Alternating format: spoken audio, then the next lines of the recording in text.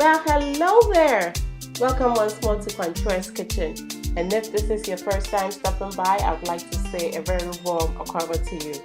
I'm making jollof, and I thought it would be nice for you to join me to do this. I know, you're like, is this another jollof video? Yes, it is another video because there are so many ways to cook jollof. So many recipes. We could turn this channel actually into just a jollof cooking channel, like, trust me. So I have two spatchcock chicken here, and these are actually marinated overnight, and so I just brought them from the fridge, and I'm going to set them in these pans and let them, just sit here, rest a little bit, warm up a little bit whilst I start my stew, and then later on we will bake it. I did not start this process with you, and I'm sorry, but normally when I really plan my things ahead, especially with my meat, I really like to do the marinating to be for a longer period of time, and I hadn't planned on making a video when I was doing this. But there is a recipe here, same kind of chicken recipe here, and I'm going to link that for you. So hopefully you can watch that, and then you make this delicious, oh so good, juicy to the bone chicken.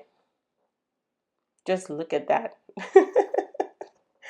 I remember this, I put up in my Insta stories, like not the same chicken but similar, and somebody was like, yeah, see hips. People can be very funny, like really, hips pa, cocoa hips. Well, anyway, I have my vegetables here, and yes, that is what is different today. Today's recipe, we are going to be making our jollof with lots of red bell peppers. This I learned from my Nigerian friends on Instagram. So this recipe is one that you will love to go to on a day that you're busy, you have little time to make your jollof, because unlike most of my ways of cooking jollof, you really don't have to cook this stew for a long time. You don't want that very well fried darkened stew, because you want this jollof to end up being bright, like almost red, beautiful, popping with color. So I have washed my vegetables, and I'm just gonna go ahead and wash them a second time. And as you can see, I have lots and lots of red bell peppers, 6 bell peppers and about 7 tomatoes. And you want the bell peppers, if possible, to be more than the tomatoes. So I have set my saucepan on fire, pouring some oil in here.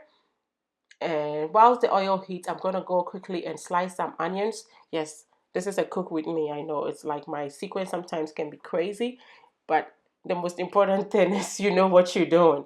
So I have here 2 onions. I would say, a little less than two, because this one that I'm slicing right here had some parts that I had to take off.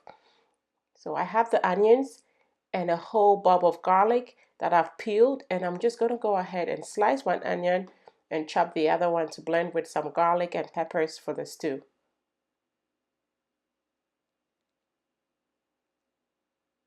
And then I remembered I have this baggie in here. This is my chibom bag, my omelette ingredients bag. So I have some onions, a little bit of parsley, and half of a tomato. And I'm going to add the half of a tomato to the other tomatoes to blend. And the parsley and the onions, I added it to the ones that I'm going to blend for the stew. My oil is hot now and ready for me to add in my onions, my sliced onions. So I've added the sliced onions now, and I'm just going to let it cook until it is almost caramelized. And then we'll add the other ingredients. So whilst this is doing this here, we'll go ahead and start blending our ingredients.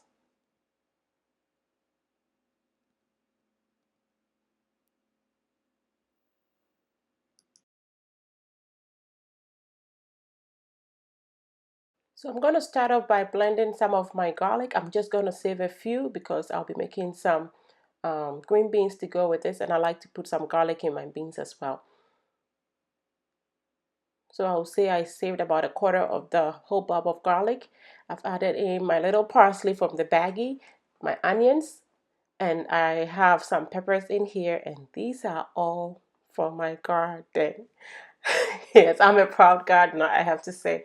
So these I harvested sometime in the fall. It was a big bag, and this is how far I am down to, but hopefully it is going to last me until I start picking again for this year. And if you haven't seen my garden with me video, I hope It is something that you can watch and get some inspiration for. Those of you on the East Coast and most parts of the country, it's not going to be time for you to garden until somewhere around Mother's Day.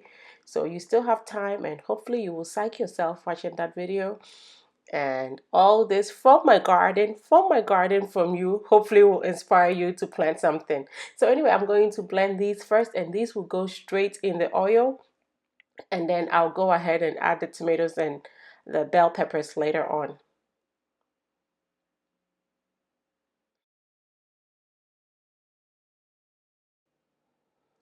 So our onion is almost caramelized, and I'm just gonna go ahead at this point and put some curry powder in here. I love curry in my tomato based stew. So I put in about 2 teaspoons of curry powder, and I let that fry together with the onions a little bit. And now I'm adding in my blended mix.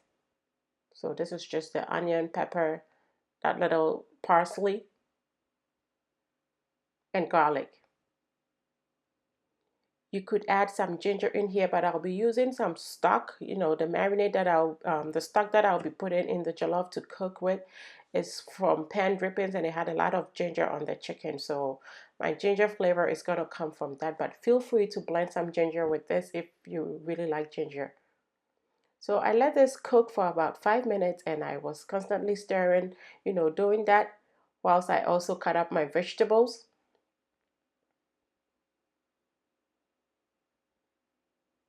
And I'm just mixing them all. I'm not going to be blending them separate.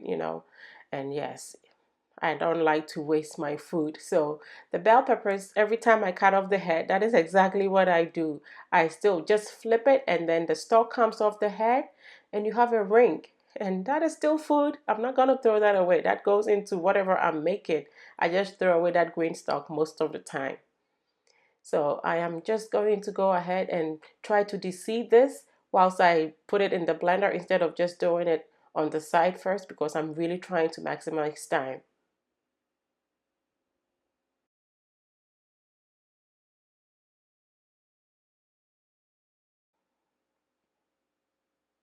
So now that I'm done blending the first batch, I'm just going to go ahead and pour that in here. And then I'll proceed to blend in the other batch, and then I'll add it.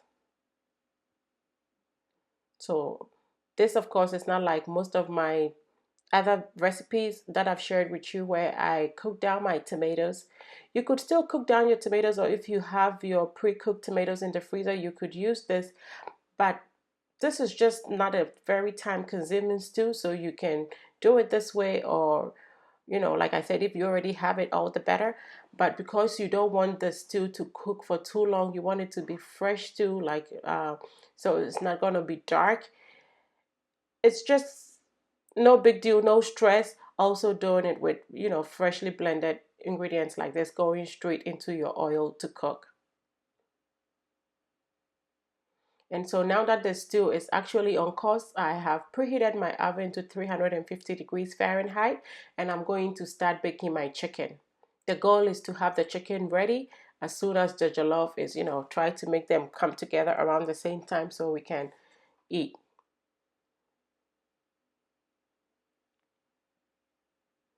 And the stew has started boiling over, and so I let it cook for about 10 minutes, boiling. And now I'm going to add about 3 tablespoons of tomato paste. That is all the tomato paste you want to add, because even the tomato paste is a little dark, and you want that bright red color from the bell peppers to be what is dominant in your stew.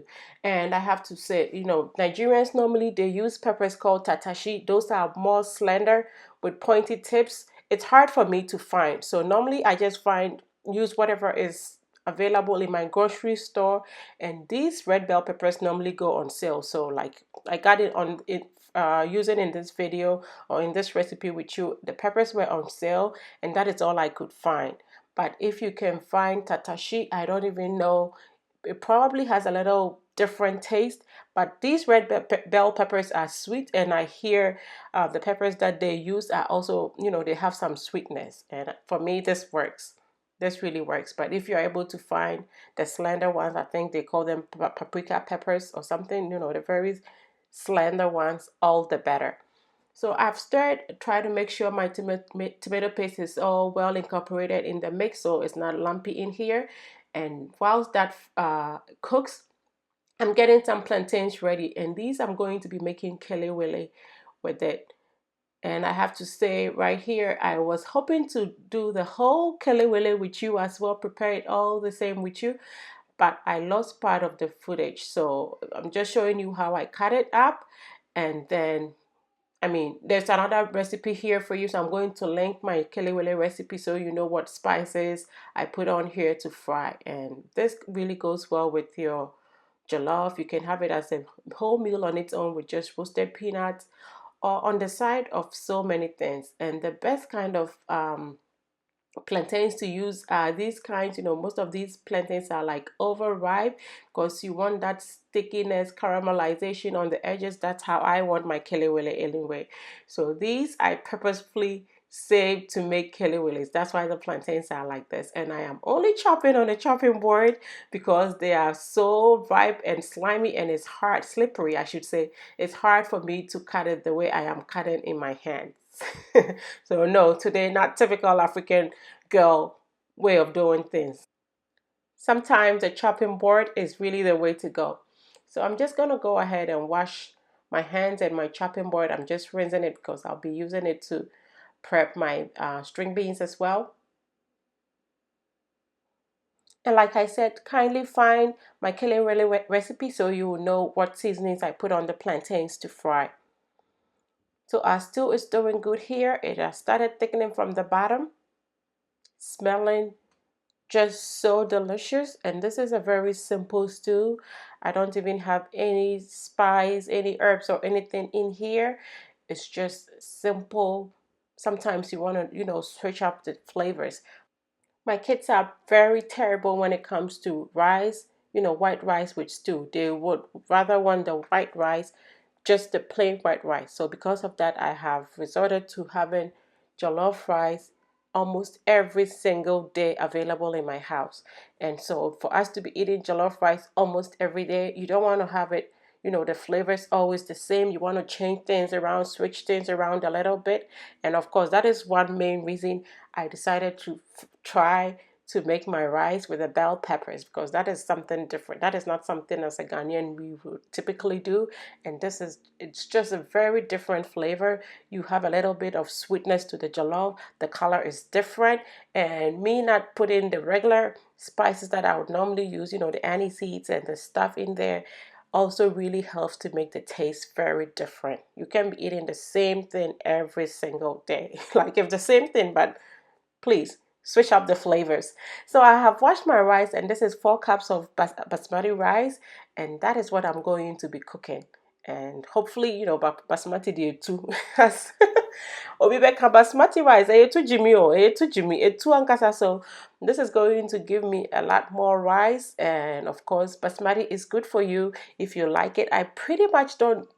I'm not really crazy about basmati. I'll eat my jasmine, but this has a lower glycemic index, so it's really actually a little better for you than regular jasmine rice.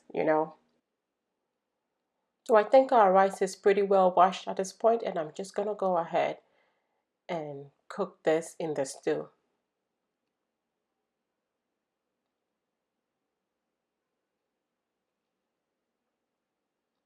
And the stew has thickened just a little bit more, and it's a lot of stew. So actually I'm going to be taking part of the stew and then set it aside, and then I'll cook the jollof in the remaining. And this stew, these flavors are so good. This tomato stew is perfect with your gari photo.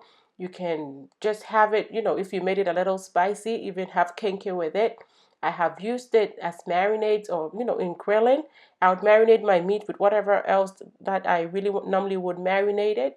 And once I set it on the grill to grill, I add a little bit of this sauce on my meat, and the taste that it gives it, amazing. If you have more onions, you could add a little bit extra onions to the stew, especially if you want to use it for that purpose, for grilling. Just make it. My friend Edwige, she makes this similar. Okay, she makes this and freezes some, puts some in a jar in her fridge, and she just use it for grilling. Nobody grills more than Edwige. Like she loves cooking outdoors. If I had a backyard as beautiful as hers, I would cook outside every day anyway.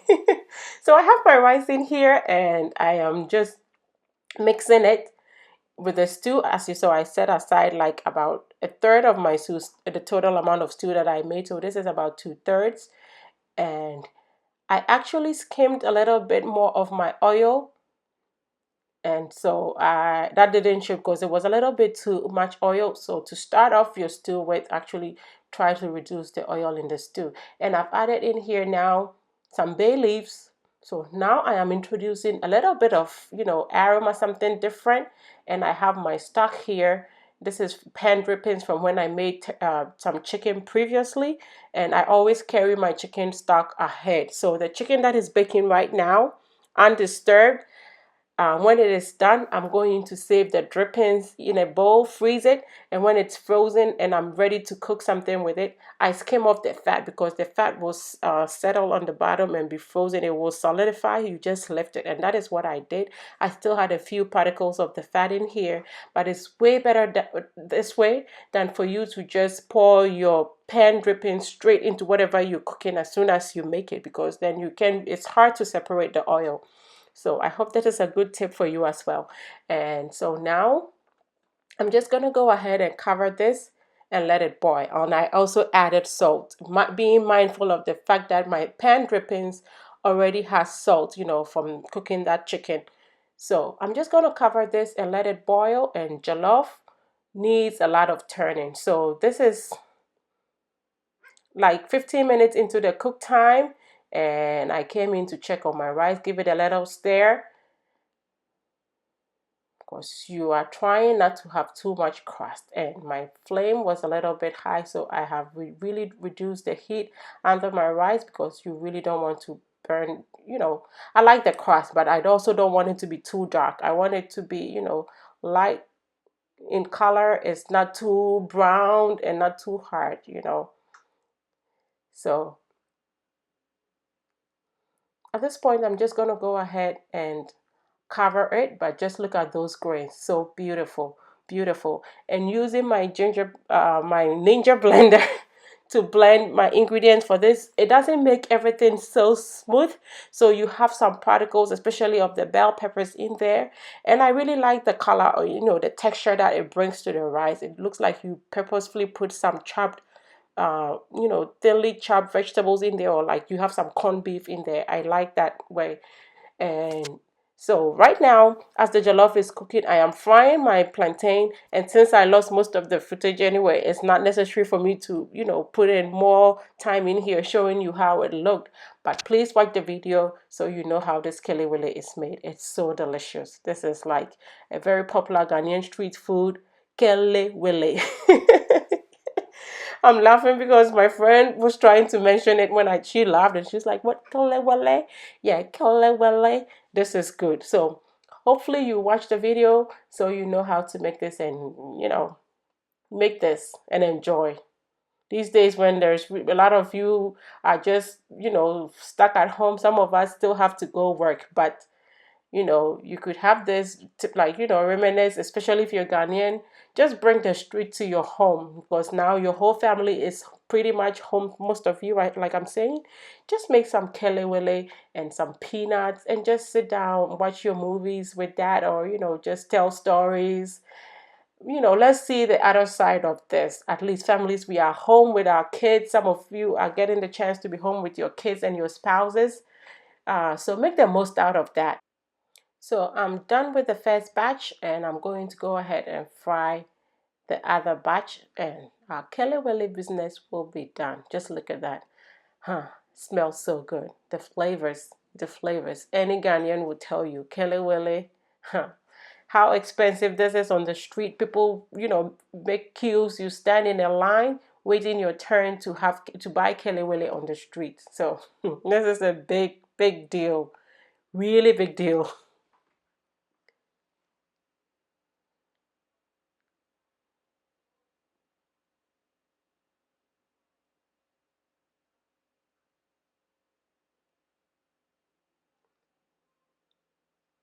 And time to check on our jollof again. It is popping. Can you even see that color from afar? Come closer, come closer. Beshe, beshe, beshe, bra, bra, bra, bra. Woohoo. Do you see that? Look at how beautiful, how gorgeous the colors are. And look at those grains. Just beautiful. Oh, there was a gizzard in the stock. Well, I'm going to pick you up, gizzard, and eat you in a minute. Just look at that. Look at that. So I've covered this, and because my pan is so wide, the basmati rice is also cooking so beautifully already.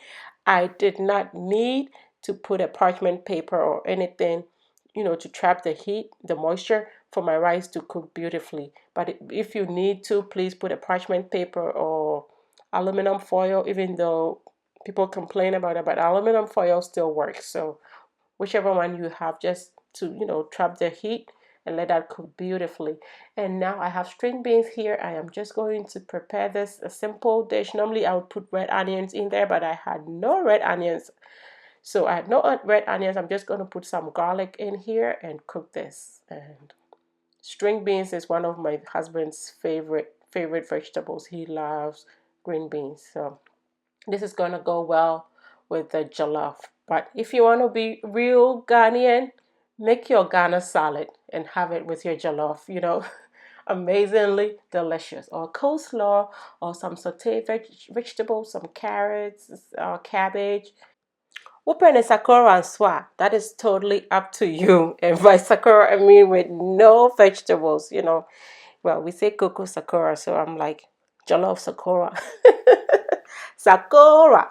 Anyway, I have my olive oil here in my pan. I've added my garlic. This is sliced garlic, so the remaining garlic that I had from the beginning, and I cooked it until it was golden. And I've added in here now my string beans. And in the previous recipe I shared with you, I blanched the string beans first before I cooked it in my garlic and butter. I used butter and garlic. But in this recipe, I'm just gonna go ahead and cook the raw string beans. I'm not really. It's more like you steaming it, but in a very different way. So I have it here. I'm going to add some salt and pepper, like just crush some fresh peppercorns, black pepper in here, and then I'm just going to add a little bit of water.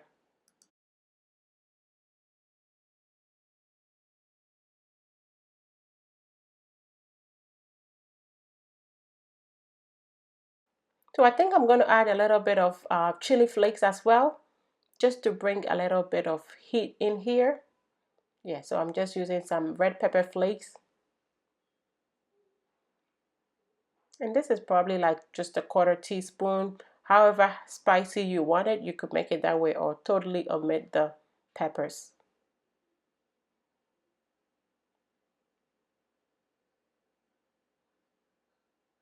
So I'm going to give this a stir, and just look at how beautifully coated the string beans are now.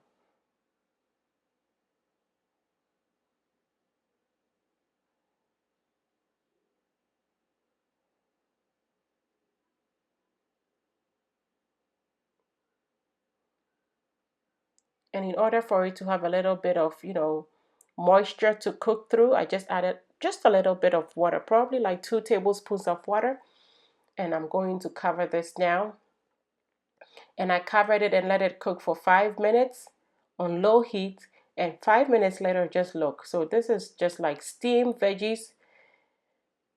And this is how we want it, not too soft, not cooked all the way through, especially because the leftovers are going to be left in the fridge, and next time when you eat in your portion, it's going to be microwave. I always try to be mindful of that when I'm cooking. And at this point, the chicken is done too. Can you imagine? Like perfect timing.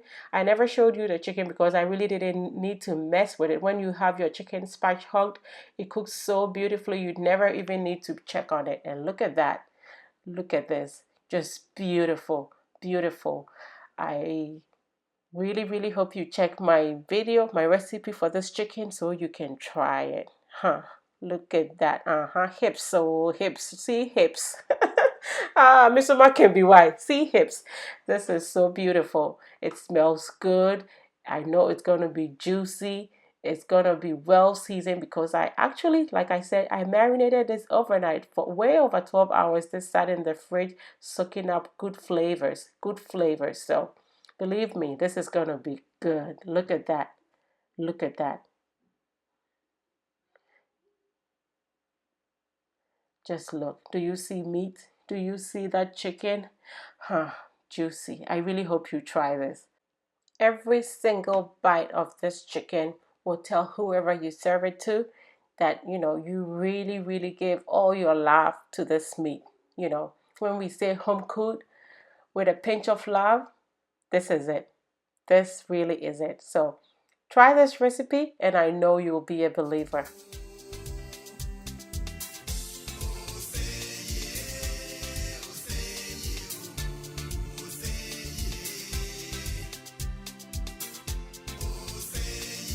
I'm gonna just put them on a platter now and we'll eat, and then later whatever else is remaining, I'm going to package them like I do normally as a meal prep.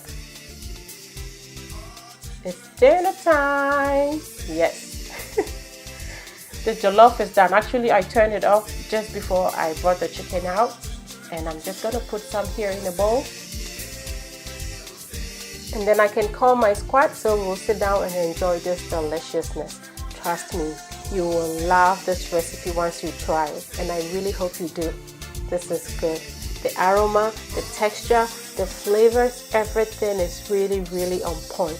If this is your first time watching my videos, this is Kwanchua's Kitchen, where cooking is just a joy. And I hope you subscribe to this channel for more of such amazing videos. Kindly continue to share my videos, and until I come your way next time with something delicious, be loving, be kind, be happy.